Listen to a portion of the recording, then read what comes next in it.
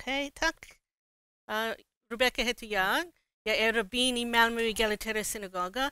Och jag vill bara säga att engelska är min modersmål, hebreiska är min andra språk, danska är min tredje och svenska är min fjärde språk. Och jag har några texter här som finns inte på svenska eller danska, det är tyvärr på engelska.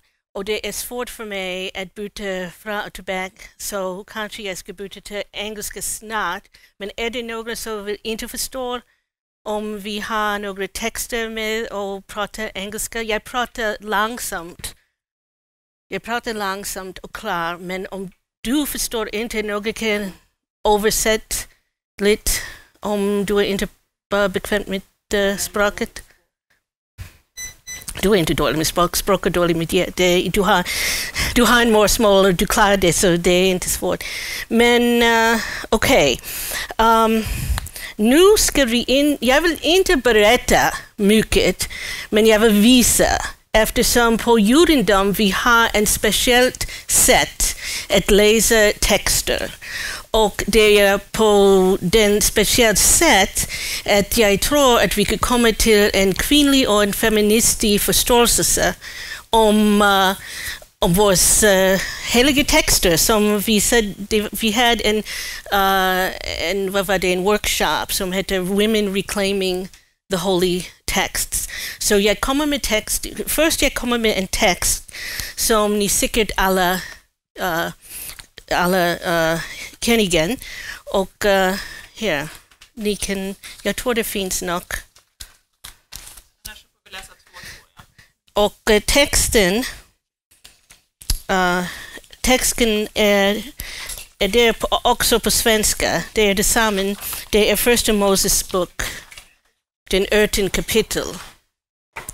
Och först ska vi läsa texten och ska jag visa ni hur vi brukar att läsa texter på en judiska sätt. Vi läser texten helst på hebreiska, men faktiskt de flesta judar i västern kan inte läsa hebreiska mer, så läser man översättning. Men så vi har kommentar. Och vi har många kommentarer som börjar i år, kanske för tiden som Jesus livet, på den enda templet tiden, och kommer nu till nutider.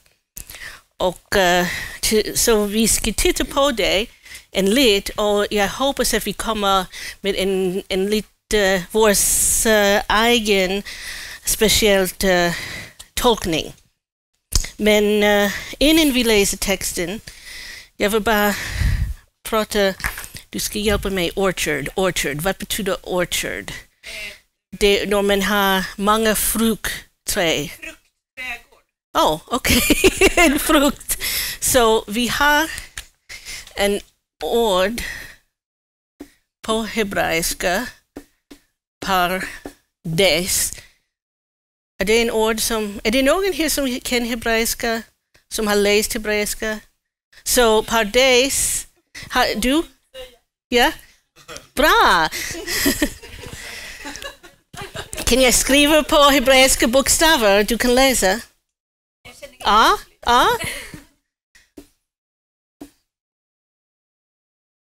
Pardes. Pardes är en fruktträdgård, men det också står för hur vi läser judiska heliga texter. Den P är pshat, som betyder enkelt. See, I'm old school. No PowerPoint. Pshat betyder enkelt. Så det är en enkelt läsning för texten. Abraham sitter på tält. Pshat. Enkelt. A är bara en vokal här. Men A, remez, är en hinta. Och vi ska prata om en hinta i vår text. Alltså, det var Rebecca som frågade hur säger man hint? Engelska hint. Jag sa att jag förstår att hinta. Så det är nog, så en text berättar inte något direkt, men texten hintar på några som är viktigt.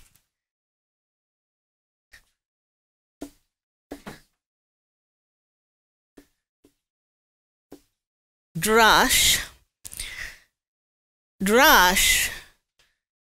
betyder literal låta efter några, men på den sättet betyder tolkning.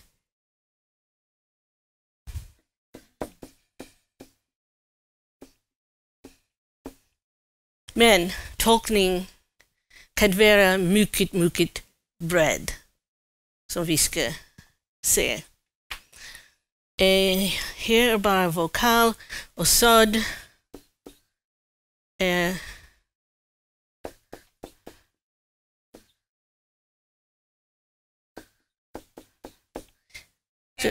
Hemlighet.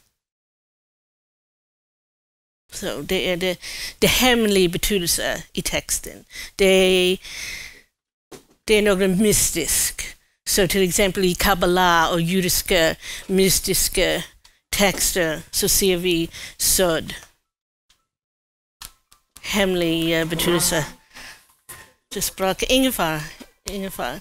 Så när vi läser judiska texter, det är mycket viktigt. För vi i de flesta, också med Bibeln, jag vill bara säga till exempel, det finns något som heter midrash. Har ni hört om midrash? Så midrash kommer från det samma ord som drash.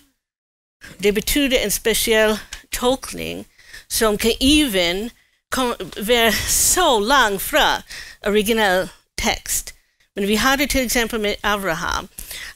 Har ni hört om berättelsen om Abraham och alla the idols? Avgudar.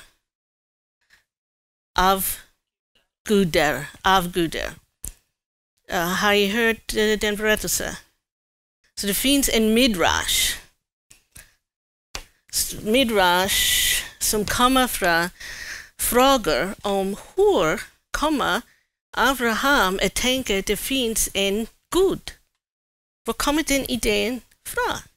För så midrash att han var en ung pojke när han första det var innan Gud pratade med Abraham. Han var en ung pojke och Abrahams pappa var he made idols. That was his job. He made idols.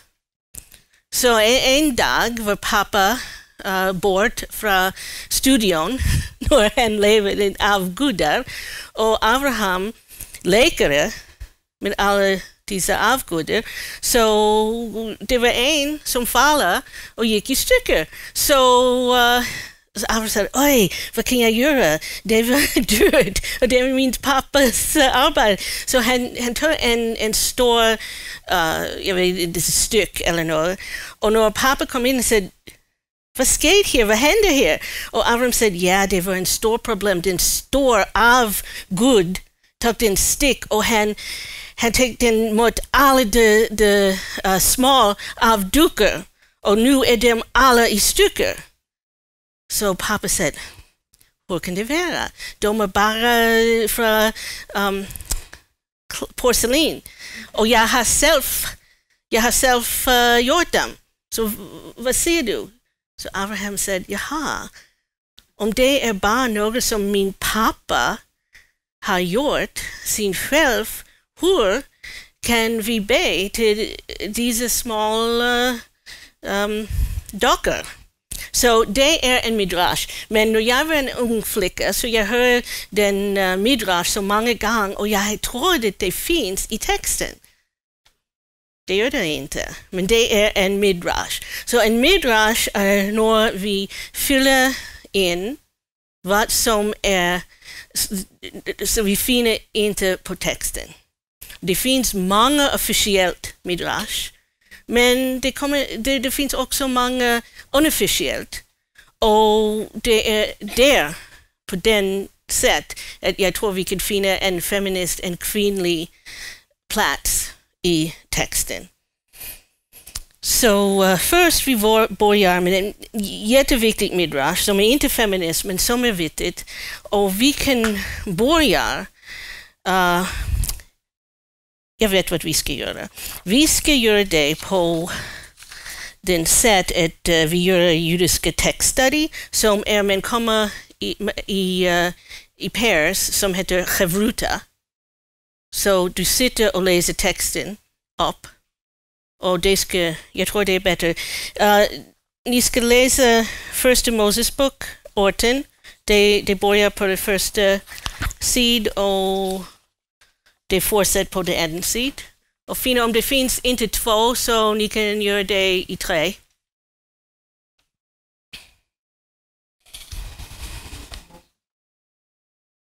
Och när ni läser så tänk om det finns någon brist i texten som ni vill snacka om.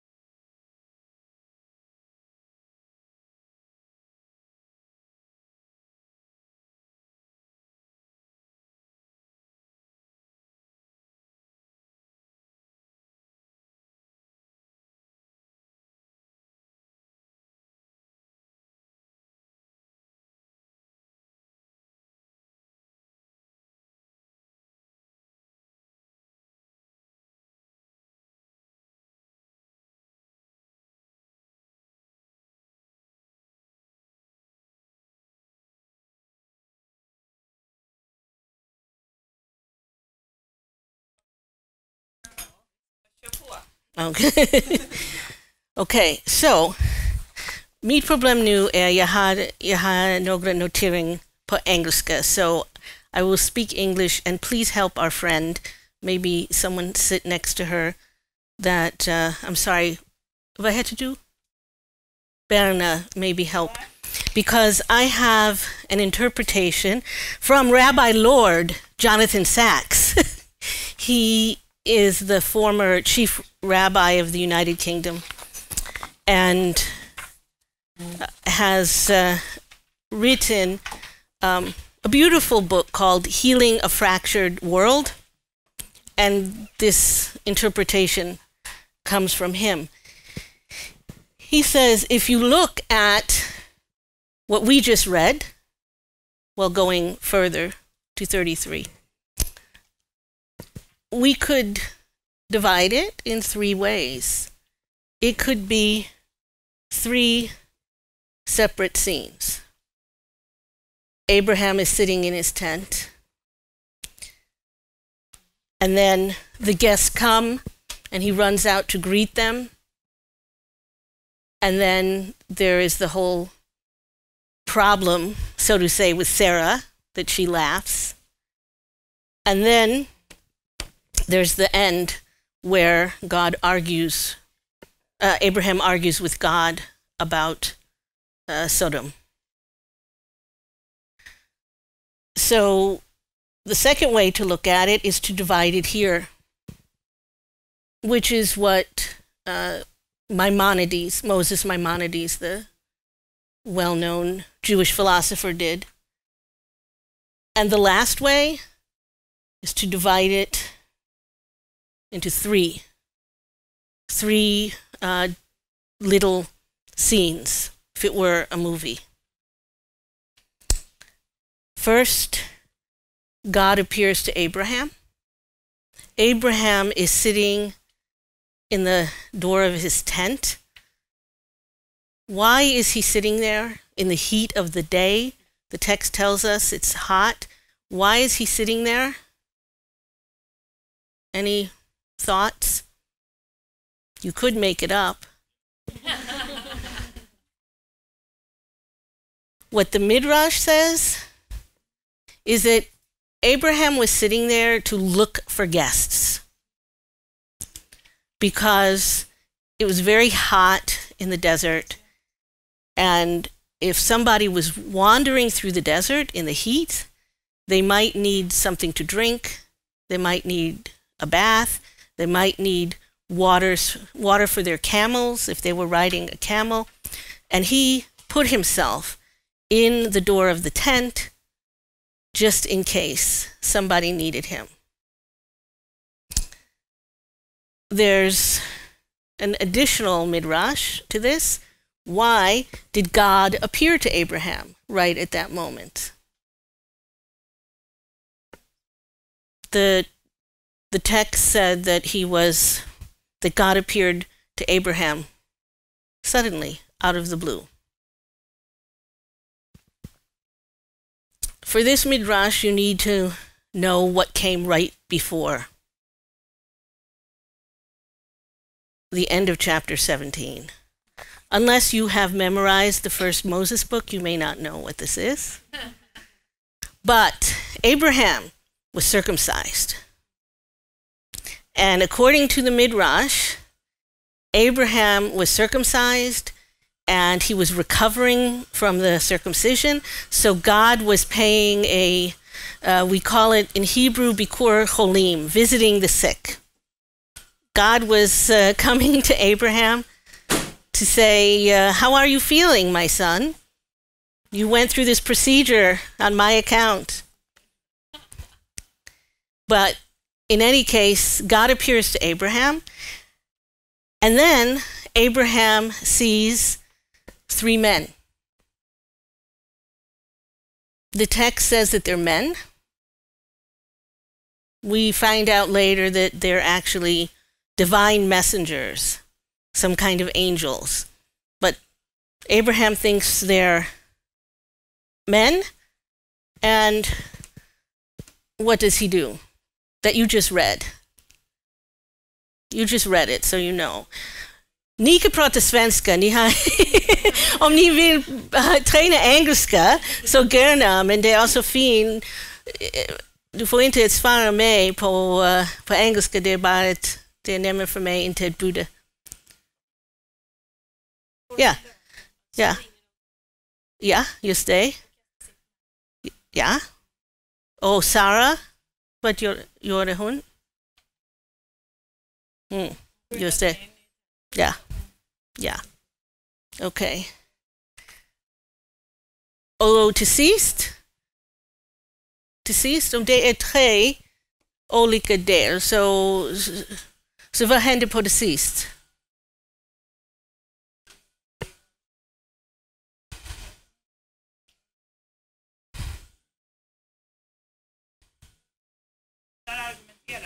Just det. Ja, just det. Så, Jonathan Sacks, och det är inte bara honom, eftersom det finns olika Baal Midrash. Several commentators have said this going back, that we have to read it this way, because if you do, the first thing that happens is God visits Abraham. And since Abraham is, at this point in the Bible, the only human that is in an ongoing dialogue with God, it's a big deal that God says, "Hi, Abraham, how are you?" And then you think they're in a conversation, and suddenly Abraham puts God on hold. He says, "God, I have guests here, and they might be hot, and they might be tired, and they need to take a bath, and they need to wash their feet, and they need to drink water, and I'm going to send my wife and my servants to slaughter a lamb and make a huge meal, and you know what, God? You have to wait." Which seems extraordinary, really. I mean, you would think that God has, it would be the other way around. But no. And then, only after the men go on their way, Abraham comes back to God. So, what does that say? It says that that the disrespectful thing is not to put God on hold. It would have been to put the guests on hold, because showing hospitality to guests is more important than communicating with God. And that is the midrash. That's the most famous midrash that comes from this story. And that what we learn from it is that hospitality to guests, especially guests that are in need of food or drink or to rest, is more important than being in the presence of God or being in the presence of the divine spirit. And it is from here that all of the ethics of hospitality in the Jewish tradition come from. And although this particular midrash is not also Muslim, I've read a lot of articles, and Sherin, correct me if I'm wrong, but in the articles I've read, this idea of Abraham welcoming guests is also a big part of the ethics of hospitality in Islam, and stemming from the kindness and generosity of Abraham. The one last thing I want to say, and then I want to hear from you about this and look at what we can do with these texts, is that if I cut it off, I guess, because I wanted to fit it in, but if you go to the end, you have the entire argument between Abraham and God about Sodom and whether or not to wipe it out. And how many people does Abraham end with? There have to be how many innocent people? 10. Yeah, 10. And it is from there, in Judaism, to say certain public prayers, we require a quorum. We call it a minyan of 10. That's where it comes from. That's why. That's how many that's how many people you need. Now why was Sodom so bad? What was so horrible about Sodom that God wanted to wipe them out? Anybody know what Jewish Midrash says? They were very bad at showing hospitality. It was not, according to Jewish Midrash, it was not for the sake of sexual immorality as much as they didn't want to welcome strangers at all. And the Midrash goes very wild. And they say that Sodom was so unfriendly to people who were not from there that they made very small roads and you could not find the place really. But if you ended up there, nobody would offer you food. They would make you buy the food, but they would not accept any money that you might have. So they would have to change money with you for a very inflated rate. The stories go on and on, the Midrash, about why was Sodom so bad. So the comparison of Abraham and Sarah, who were the paragon, I love that word. Is there a word like that in Swedish? The paragon, the top of the top. Like, yeah, I love that. Like, you would say that about a person. You would say that Martin Luther King was the paragon of nonviolent fighting for civil rights. You know, when somebody is the... Okay. So, so that's what Abraham was, and Sarah, and Sodom was the opposite. But there's one problem with Abraham and Sarah being the paragon of hospitality. And what is that problem? They did something not too long before this happened. They did something really inhospitable. They kicked somebody out of their household.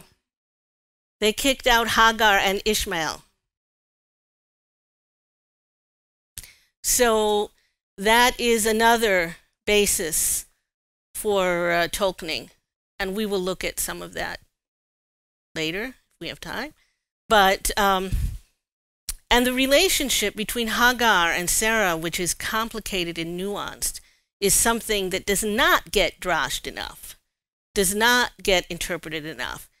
And that is where I think, for example, a feminist or woman-centered midrash could go.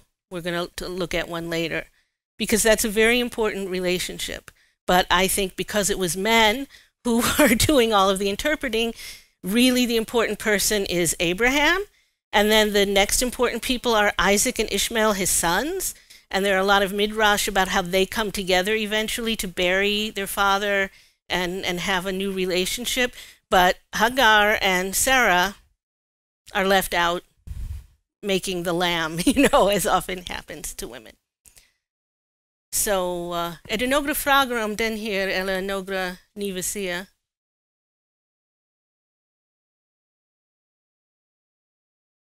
Okay. Okay, which part should I elaborate?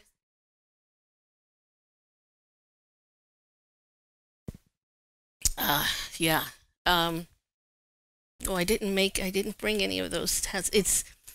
There are not enough midrash about them throwing Hagar and Ishmael out of their house, but there are very interesting midrash on what happens after, because Hagar sits under a tree and puts Ishmael in a place so she can't see him because she's afraid he will die.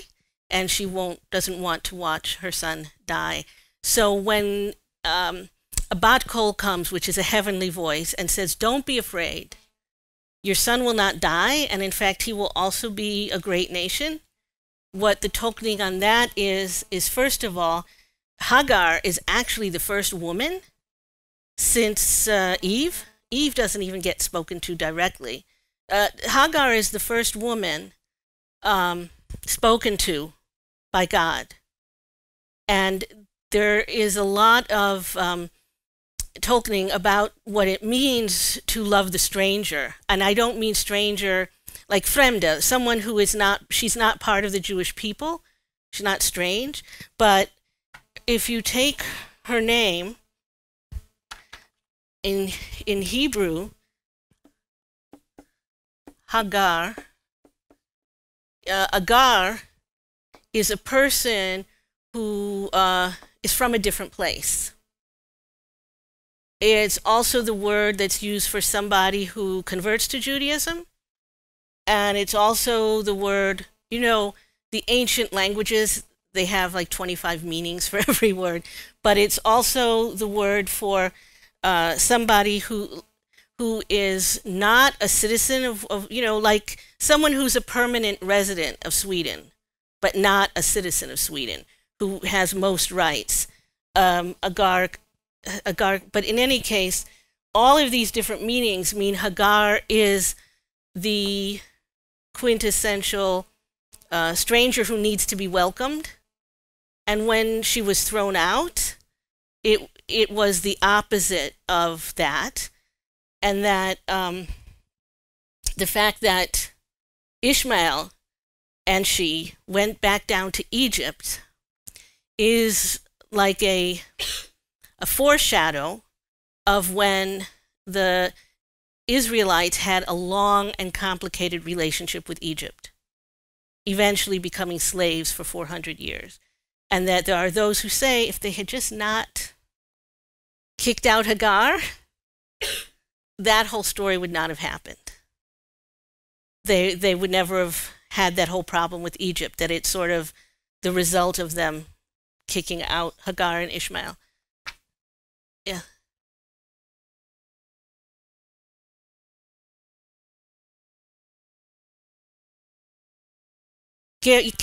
Ja. So, precis. På hebreiska bokstäver, det är här, and så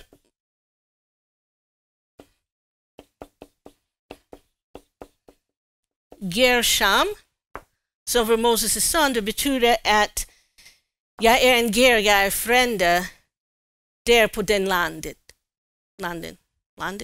På den landet. Så ja, det är precis det samma ord. Men det finns in 36 gånger är det skrivet i Bibeln, 36 gånger, att man ska älska det främde i ditt land som man älskar dig själv. Varför? Eftersom ni var främde i Egypten och ni förstår hur det känner att vara främde. 36 gånger. Och 36 är en jätteviktig nummer i hebreiska, eftersom varje hebreiska bokstav har också en nummer. Och 18 är livet och 2 gånger livet är 36. Så det är många som har varit skrivit om, det är skrivet 36 gånger i Toran att vi ska älska främde, och det är 36 är 2 gånger livet, så det betyder att vi rättar vårt egen liv och främde liv om vi älskar främde. 36. 36. So, yes, so when it, and one of the reasons, this is just one, that is given, why did Abraham and Sarah do this horrible thing, is because to prove that they were also human beings. And all human beings are a little bit broken. Nobody is perfect. And all human beings are able to eventually make it right. So, for example, when Ishmael and Isaac eventually came together and buried their son together, there are a lot of midrash about how they came back together as brothers, and we and our Muslim cousins are cousins. So that's what we usually call Muslims, is our cousins.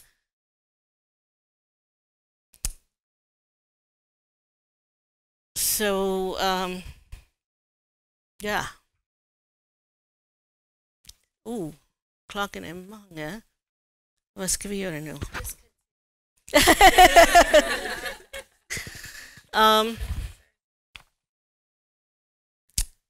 So I wanted to look at some of these other texts just because if we don't, you will never maybe look at the Talmud. And so if we look on the second page, now, kanske jag ska förklara. Do you all know what the Talmud is? Everybody here knows? Förklara? Okay.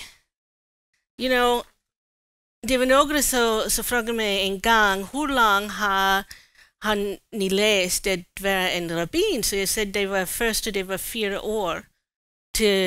Det var bara en BA. Och efter så var det 5. Och det var en väninna i USA som är i Presbyterian press, men hon sa, men vi läser bara 3 år. Jag sa, ja, men vi har långa historia. So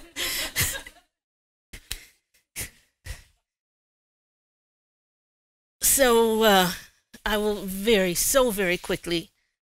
quickly explain about the Talmud.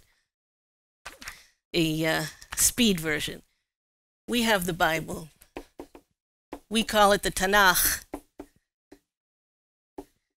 You call it the Old Testament. I love having this opportunity to say this because of experiences I've had with Christian friends. Just around the same time that Jesus was recognizing that all of the spiritual stories that the world understood were crashing down, and the temple was terrible, and it was corrupt, and everything was horrible, and you know the story of what happened. On the other side, the Jews who stayed Jews and didn't follow Jesus were not caring about the temple and everything, all the laws that are written about in the Old Testament. They were not caring about them so much. They were caring about what we call the oral Torah, or new stories about this. And when the temple fell, basically they had to decide, the rabbis had to decide, are we going to disappear? Or are we going to build a new religion? So the Judaism that I observe, that most Jews observe, we read the Tanakh for inspiration, but most of the other things that we do come from the Talmud, which includes the Mishnah that was finished in like the year 200, and the rest of the Talmud that was finished in like the year 536. So the Talmud is interpretations of the Bible, but it gets so far away from it that sometimes it's hard to know what it's even that it's even based on biblical stories. And it is made up of about 12 volumes, and with a lot of commentaries on it. There are 2 Talmuds to make it more complicated. The one that you see here, the quotes are from the Babylonian Talmud. There were Jews most of the Jews were living in Babylon, today Iraq. And the smaller Talmud is called the Jerusalem Talmud, but there were fewer Jews that were left in the land of Israel during these years. So I just gave one course in 5 minutes. So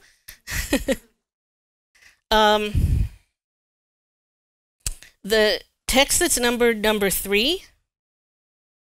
Actually, let's look at the text that's numbered number 4. First, there is a verse from the prophet Ezekiel. What is he called in Swedish? In Hebrew, Yechezkel, that means God will give me strength. And he talks about the altar. It's 3 cubits high. It's 2 cubits in length. It was made of wood. And he's basically describing what the altar was like in the temple in Jerusalem where they made the sacrifices. And the Gemara, which is part of the Talmud, says, the verse begins with the word altar. It says the altar is 3 cubits high and its length is 2 cubits. And then it says, this is the table that is before the Lord. So what does it mean that it begins with the word altar, but ends with the word table? Why? And what these rabbis, Yochanan and Reish Lakish, said was that when the temple is standing, the altar atones for a person. That's a very bad translation. I think it really means that when there was an altar, basically what people did to ask for their sins to be forgiven and to be good people and to think about how to get back to a right action, they made a sacrifice. But after the temple was destroyed, a person's table does that for his feeding of needy guests. So, in other words, hospitality is so important that it has replaced the sacrifices at the temple. So it's a spiritual act. It's not just being nice to people, or in the case of needy people, the poor, the homeless, the refugees, it's not just a nice thing to do. It's a spiritually necessary thing to do. And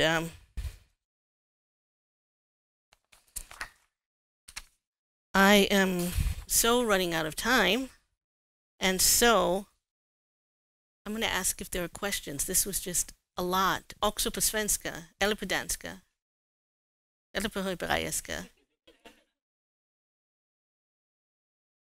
Jonas.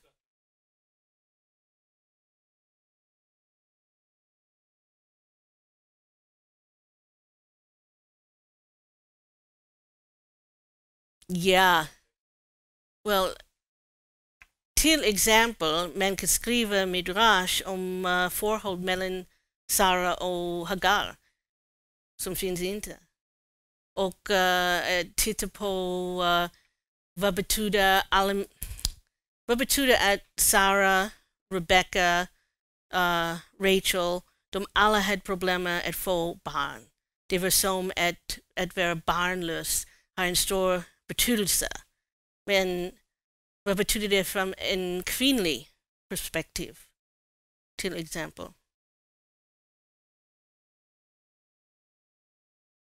Det är en jättebra fråga eftersom det är,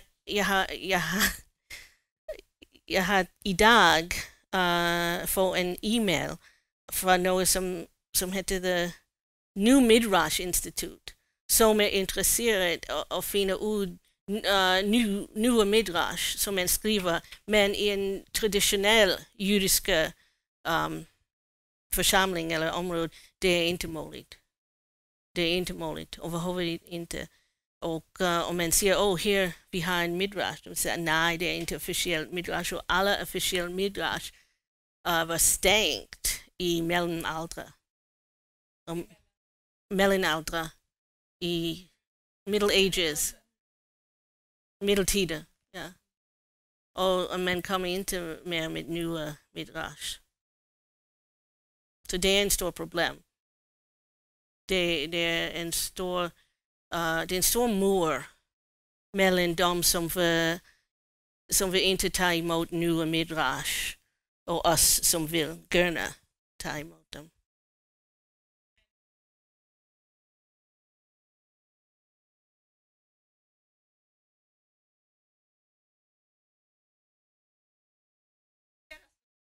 Ja. Ja. Ja, just det. Så till exempel, jag har här en bok som är en bibel från den konservativ som hela massorti i USA och England. Och det kommer med nya midrash i den bok. Men det ortodox vill inte acceptera. Ja. För mig, och jag tror det är en problem kanske också i islam och kristendom, att till många ungdomar, om man kan inte ha nya tolkning för det gamla, de är inte intresserade i vara en religiös person. Jag tror det är jätteviktigt att säga okej, så här, men jag vill inte säga att vem som helst som kommer med midrash, men några som är utbildade och har läst texten, som förstår hebreiska, som förstår hela historien för vår midrash springer från. Jag tror det är viktigt.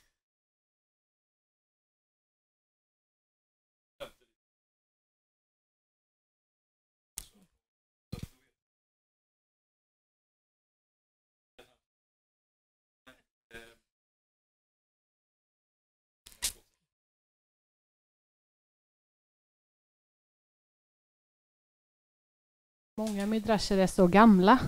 Då kan man ändå kanske jobba med liksom tolkning av midrascherna. Ja. Och språkanalys och sådana där grejer. Just det finns. Det finns.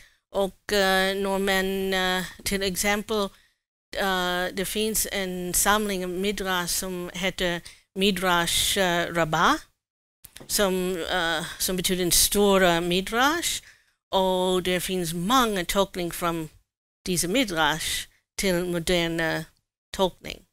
Det är jätteintressant. Jag tänker att det lämnar lite utrymme för nya tankar. Ja, naturligtvis. Och det är också en problem mellan de olika streams. Vi ser streams of Judaism. Ja, olika skolor. För oss, det är, man ser att den här, till exempel den här Bibeln kallas för Eitz Chaim. Det betyder en levande träd. Så vi tänker att texten är en levande träd och man ska tolka och övertolka until man finner en ny tolkning. Men det är skillnad mellan de som bara tänker på det gamla och som vill se det nu, tyvärr. Men det finns också i vår religion, jag tror det var Karen Armstrong som jag hade sett. Hon är en teolog, religionvetenskap i England. Känner du hennes arbete? Karen Armstrong. Jag var till en föreläsning som hon gav i London, och hon sa nu vi bor i en tid som alla religiösa personer och alla olika religioner, I'll just say it in English. She said it in English. I can't. We're in a time where everybody of every different religion in the world has more in common with the other religion that is open to new interpretations and dialogue than we have with the fundamentalist version of our own religion. And I think that's very true, which is why I love to do the interreligious work, because I do feel more in common with you all who are open to all we're saying than if I go to some fundamentalist Jews who are like, what are you talking about? New Midrash written by women? Oh! No. So, yeah. Men kanske mina systrar vill också komma upp och vi kan också svara frågorna. Yes. You want to take it? Okay. Okay. Oh, I have this one. I'm wondering well, if someone doesn't understand, okay. Så de som är intresserade i en ny midrash om Sarah. Oh, I thought I had Sarah's choice. I knew you meant it. So we had en systerskap och religions möte. När vi ska alla komma med en text som, vad var det var din idé, din förslag? Det var en text som ger oss stärka, som stärker oss. Ja. Och jag säger, det största utmaning till mig är när Gud says to Abraham att han ska döda sin son. Och jag vet i islam det är Ismael, men det finns det samma historia. Och den här midrash, det är en poem som var skriven på Eleanor Wilner. För jag läste det första gången jag var en student, så det var 1990 jag läste första gången. Och det var första gången att jag hade en idé om hur jag kan förstå den berättelse från Bibeln om en Gud som vill säga till Abraham att du ska döda din son. Eftersom också jag tänker, vad var Sara mellan det hela? Och vi också ser det en midrash som säger det var Sara, det nästa gång vi träffar Sara inte igen efter den. För det nästa vi läser om Sara är hon död. Och den midrash hon finner ut om den. Hon var alene hemma i tältet och hon sa, Abraham ska gå och döda Isak, jag kan inte leva mer. Så plötsligt dödade hon. Nej, hon bara dog. Hon har en hjärtinfarkt eller något. Så ja, så när jag läste den här, det är en poem, det är en midrash på en poetisk sätt. Ska jag läsa eller? The testing of Sarah. A little late rain, the desert in the beauty of its winter bloom, the cactus ablaze with yellow flowers that glow even at night in the reflected light of moon, and the shattered crystal of sand when time was so new that God still walked among the tents, leaving no prints in the sand but a brand burned into the heart. On such a night it must have been, although it is not written in the book how God spoke to Sarah, what he demanded of her, how many questions came of it, how a certain faith was fractured as a stone is split by its own fault, a climate of extremes, and one last drastic change in the temperature. Go, said the voice, take your son, your only son, whom you love, take him to the mountain, bind him and make of him a burnt offering. Now Isaac was the son of Sarah's old age, a gift, so she thought, from God, and how could he ever even imagine such a thing? To take the knife of the butcher and thrust it into such a trusting heart, and then light the pyre on which tomorrow burns? What fear could be more holy than the fear of that? Go, said the voice, authority's own. And Sarah rose to her feet, stepped out of the tent of Abraham to stand between the desert and the distant sky, holding its stars like tears it was too cold to shed. Perhaps she was afraid the firmament would shudder and give way, crushing her like a line of ants who, watching the ants ahead, marching safe under the arch, are suddenly smashed by the heel they never suspected. For Sarah, with her desert-dwelling mind, could see the grander scale in which the heel might simply be the underside of some divine intention. On such a scale, what is a human son? So there she stood, absurd in the cosmic scene, an old woman bent as a question mark, a mote in the eye of God. And then it was that Sarah spoke in a soft voice, a speech the canon does not record. The teachings of Sarah. "No," said Sarah to the voice, "I will not be chosen, nor shall my son, if I can help it. You have promised Abraham through this boy a great nation, so either this sacrifice is a sham, or else it is a sin. Shame," she said, for such is the presumption of mothers, "for thinking me a fool, for asking such a thing. You must have known I would choose Isaac. What use have I for history? An arrow already bent when it is fired from the bow." Saying that, Sarah went into the tent and found her restless son awake, as if he had grown aware of the narrow bed in which he lay. And Sarah spoke out of the silence she had herself created, or that had been there all along. "Tomorrow you will be a man.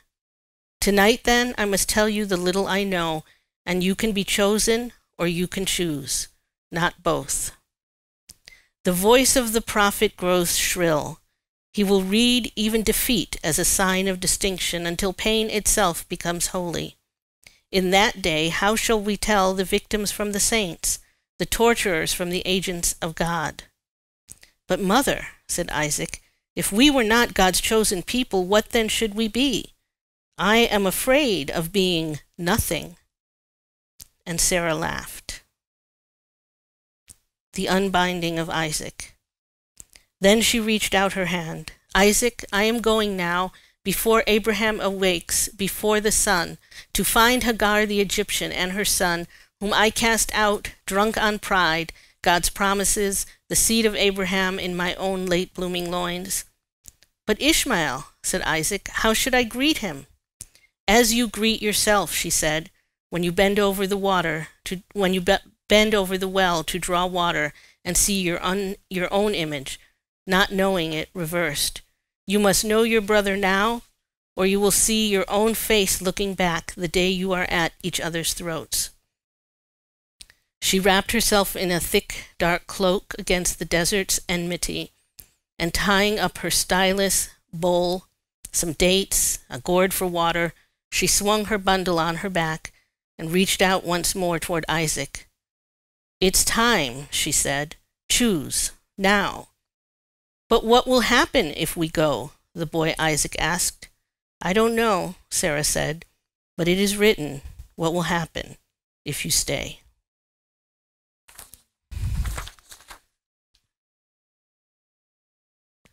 It's very moving. It never stops to make me cry when I read that. Now, of course, this won't be accepted as midrash by the ones who probably most need to read it, right? But this is a great example of new midrash.